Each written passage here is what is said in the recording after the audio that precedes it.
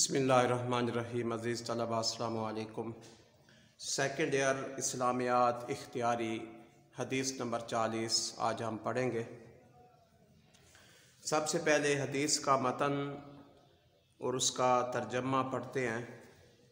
ان ابن عمر رضی اللہ عنہما، حضرت عبداللہ ابن عمر رضی اللہ تعالی عنہما بیان کرتے ہیں، قال آخذ رسول اللہ صلی اللہ علیہ وآلہ وسلم بمن قبیجہ، کہ حضور صلی اللہ علیہ وآلہ وسلم نے میرے کندھوں سے مجھے پکڑا۔ فقال، فرمایا، کن فی الدنیا کأنک غریب، کہ دنیا میں ایسے رہو گویا کہ تم اجنبی ہو، او عابر سبیل، یا مسافر ہو۔ وکان ابن عمر رضی اللہ عنہما یقول، اور حضرت عبداللہ ابن عمر فرمایا کرتے تھے، اذا امسیتا، کہ جب تو شام کرے، فلا تنتظر الصباح، تو صبح کی انتظار نہ کرو۔ وَإِذَا أَصْبَحْتَ فَلَا تَنْتَظِرِ الْمَسَاءَ، اور جب تو صبح کرے تو شام کی انتظار نہ کرو۔ وَخُذْ مِنْ صِحَتِكَ لِمَرْضِكَ، اور اپنی صحت میں سے اپنی بیماری کے لیے کچھ نہ کچھ لے لو۔ وَمِنْ حَيَاتِكَ لِمَوْتِكَ، اور اپنی زندگی سے اپنی موت کے لیے کچھ لے لو۔ تو اس حدیث میں تشریح پر غور کریں تو زندگی کی بے ثباتی بیان کی گئی ہے۔ یہ حدیث دو حصوں پر مشتمل ہے۔ پہلے حصے میں حضرت عبداللہ ابن عمر جو حدیث کے راوی ہیں ان کا قول بیان ہوا ہے۔ یہ دوسرا حصہ ہے۔ پہلے حصے میں حضور کا ارشاد بیان ہوا ہے۔ تو سب سے پہلے حضور کا جو ارشاد ہے اس پر غور کرتے ہیں۔ حضور نے اپنا انداز بیان کیسے اختیار فرمایا، دونوں کندھوں سے، یعنی پیار سے، بڑے شفقت کے ساتھ، توجہ کے ساتھ، بڑی انہماکی کے ساتھ حضور نے پکڑا، یعنی بڑے خیر خواہانہ انداز میں فرمایا، اے ابن عمر، دنیا میں ایسے رہو جیسے کوئی اجنبی اور مسافر ہوتا ہے، یعنی دنیا کی لذت اور عیش سے پرہیز کرو، اس کی وجہ سے اپنی آخرت کو مت بھولو، کہ دنیا میں اس قدر نہ کھو جاؤ کہ تمہیں آخرت کی پرواہ تک نہ رہے، اور دنیا میں اس قدر انہماکی کے ساتھ نہ رہو کہ آخرت بھول جائے۔ یاد رکھو کہ دنیا ضرورت ہے، ضروری نہیں، جبکہ آخرت ضرورت بھی ہے اور ضروری بھی ہے، اخروی نجات مقصد ہے، لہٰذا ضرورت پر مقصد کو قربان نہ کرو، بلکہ اگر کبھی مقصد پر ضرورت قربان کرنا پڑے تو کمزوری نہ دکھانا۔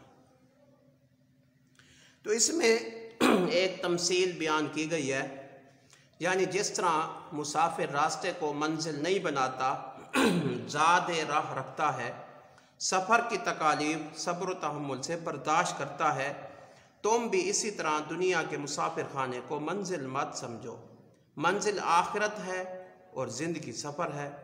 اس سفر کے لیے زاد راہ یعنی نیک اعمال تیار رکھو، اور نیک اعمال کے سلسلے میں جو تکالیف آئیں انہیں صبر سے برداشت کرو۔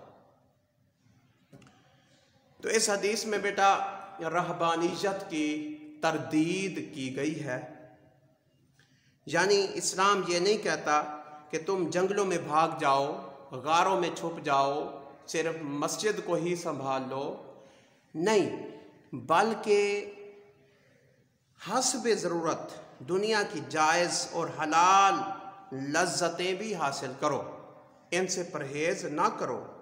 مسافر راستے میں نہ صرف چلتا رہتا ہے بلکہ وہ آرام بھی کرتا ہے، سو بھی لیتا ہے، کچھ کھا پی بھی لیتا ہے، سکون بھی کر لیتا ہے، تو جائز تقاضوں کو جائز طریقے سے پورا کرنا اسلام کا مدعا ہے۔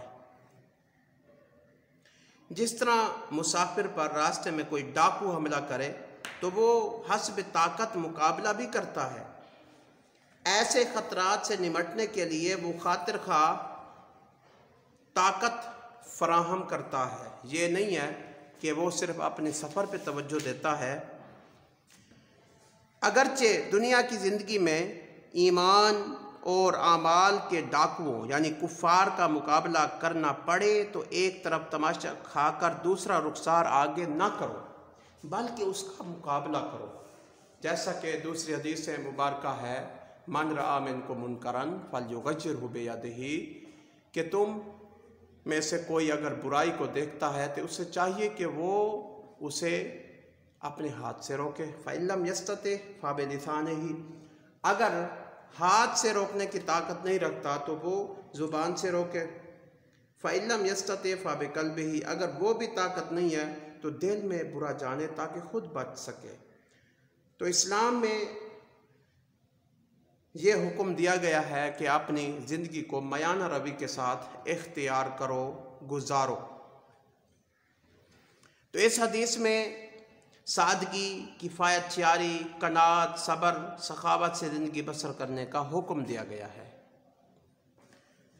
تو اب حدیث نمبر 41 کو پڑھتے ہیں، اس میں بیان کیا گیا ہے مومن کی پہچان کو۔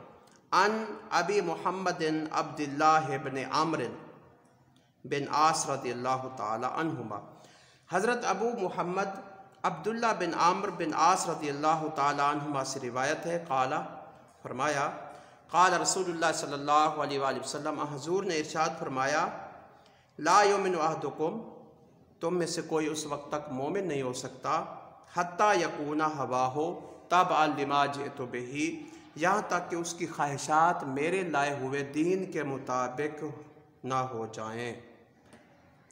اب اس کی تشریح پر غور کریں تو اس میں حضور صلی اللہ علیہ وآلہ وسلم نے جو کچھ فرمایا وہ اللہ تعالیٰ کا کلام ہی ہے، یعنی یہ حدیث قرآن سے نکلی ہے۔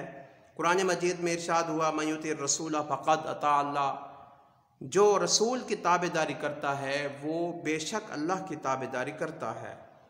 دوسری جگہ ارشاد فرمایا وما ارسلنا من رسول الا لیطاع باذن اللہ، اور جو بھی ہم نے رسول بھیجا اس کی تابعداری کی جاتی ہے اللہ کے حکم سے۔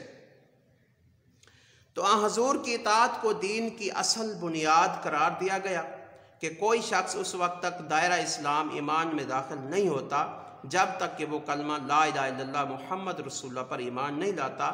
تو کلمہ بھی اللہ پر ایمان لانے کے ساتھ محمد رسول اللہ صلی اللہ علیہ وسلم کی اتباع اور اطاعت کا نام ہے، کیونکہ خاتم النبیین حضرت محمد مصطفیٰ صلی اللہ علیہ وسلم نے ہی اس دنیا میں زندگی گزارنے کے تمام اصول و قوانین جو اللہ کے احکامات کے مطابق ہیں بیان کیے۔